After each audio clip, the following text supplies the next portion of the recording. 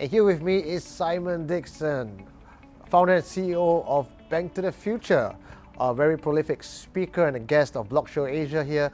Simon has been in this industry for eons. Even Bitcoin was found that you saw a problem in the banking industry, you were outspoken about it, and you saw the growth, the rise and fall, and all the adventures in the crypto space.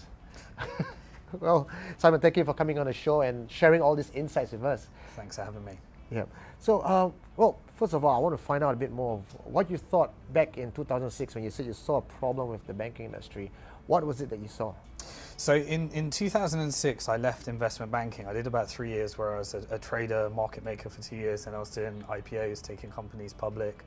And I just wanted to return to what I learned in economics because I was very dissatisfied with what I learned. And to me, I believe that economics has made some really fundamental misunderstandings about how money is created. And so this sparked off an interest for me in doing things which are just really boring to the average person. But I used to read like bank charter acts and things that no one reads. And so I really dug deep into the subject of money. And I gave a lot of talks on that subject. When I wrote my book, Bank to the Future, I identified 3 problems with banking. The first is that you don't own your money. When you deposit your money with a bank, they become the legal owner of your money. The second is when they legally own it, they spend it as they wish. And that creates problems if they allocate it in the wrong way. And thirdly is that the way that it's designed is that your purchasing power goes down over time because they always inflate away the money supply. And so that really is what captured my imagination when I was invited to the first Bitcoin conference in the world, and they asked me to talk about the difference between Bitcoin and banking. With the rise of Bitcoin and digital currency, people are beginning to understand how banking really works, and that this whole new awareness of the central bank system, and people are talking about decentralization and all that. But to the uninitiated watching this, what is all this buzzwords like decentralization and fiat currency? Yeah, so there's a major problem with our industry, and that is that, I worked in finance, and finance is jargon rich. Technology is very geeky and jargon rich. Combine finance and technology and you have a nightmare. So half of what I try and do is try and explain things in simple ways. And I think when, understanding the difference between Bitcoin and banking is a simple thing when explained the right way. So as I said, when you deposit your money with a bank, they become the legal owner. With Bitcoin, you actually own it on the device. So it's on your phone, it's on your computer, and you actually own that asset. It's just like if you have a pile of cash, you own that, and someone can try and steal it from you, but it's yours. With Bitcoin as well, it's got a system attached to it where you can send the value from your phone to somebody else's phone. And so what I encourage people to do is just, for the first time, is go out there, find someone that's got some Bitcoin, give them some cash, or just you can go to the exchange or whatever and buy some Bitcoin just like you would if you landed in Singapore from Vietnam and you're taking some of your Vietnamese dollars, you go to exchange and you buy some Singaporean dollar. Sorry, some Vietnamese dong, I got that one wrong. Just that's the same with Bitcoin. But the difference is I can take it from my phone and I can transfer it to your phone, and then there's this incredibly interesting mechanism of proving that I don't own it anymore and you do own it anymore. Now, you can go into the geekiness of that, but when you do the first transaction, you realize that there's all these people around the world confirming the transaction. And these people are called miners, and they're rewarded. And that integrates into the third thing, which is the money supply. Bitcoin has a fixed money supply. And because it's fixed and it cannot be changed, it means that if Bitcoin becomes more and more useful to more people, then the price goes up because it's more useful.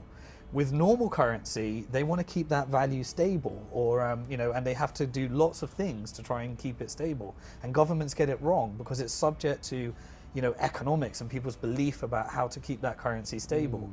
With Bitcoin, they take all that out of the equation. They said, here's the formula, the money supply is fixed, and here's how we release it into the system. And let you people just figure it out. And then you just get started and you realize how this works, and if it's fascinating. And then once you go down the rabbit hole, you start learning. I don't know how much. Well, I do, but most people don't know how their debit card works.